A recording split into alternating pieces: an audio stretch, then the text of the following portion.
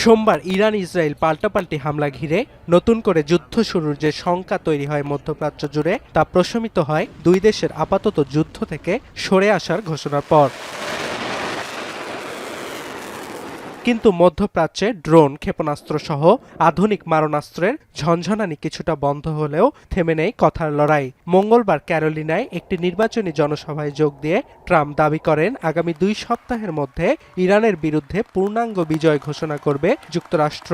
এছাড়াও চুক্তির জন্য ইরান মরিয়া বলেও ফের দাবি করেন ট্রাম্প। আর যুক্তরাষ্ট্র ইরান শান্তি চুক্তি হলে জ্বালানির দাম ব্যাপক হারে কমবে বলেও আশাবাদী মার্কিন প্রেসিডেন্ট। এদিকে অ্যাক্সিওসকে দেয়া এক সাক্ষাৎকারে নেতানিয়াহুকে সতর্ক করে ট্রাম্প বলেন, ইরানে হামলা অব্যাহত রাখলে বিচ্ছিন্ন হয়ে পড়বেন ইসরায়েলি প্রধানমন্ত্রী। নোভা এলইডি টিভি, ঝকঝকে ছবি, নিখুঁত শব্দ, 5 বছরের ওয়ারেন্টি। নোভা মানে সঠিক মান, নিশ্চিত সেবা।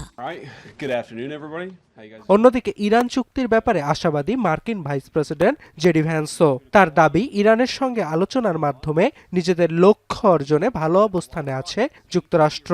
এছাড়াও আলোচনায় ইরান প্রাসঙ্গিক প্রস্তাব দিচ্ছে বলেও দাবি ভ্যান্সের।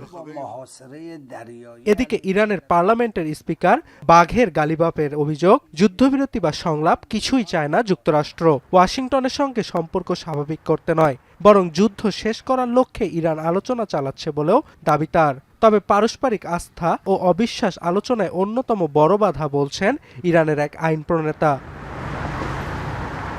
এদিকে সোমবারের সংঘাতের পর ধীরে ধীরে স্বাভাবিক হচ্ছে ইরানের বিমানবন্দরের কার্যক্রম।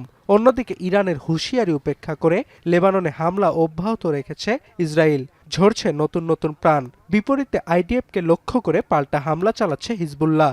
এছাড়াও হুতি বিদ্রোহীদের ছোড়া ড্রোন ভূপাতিতের দাবি করেছে ইসরায়েলের সেনাবাহিনী। অর্ণব প্রসাদ, এখন বিশ্ব।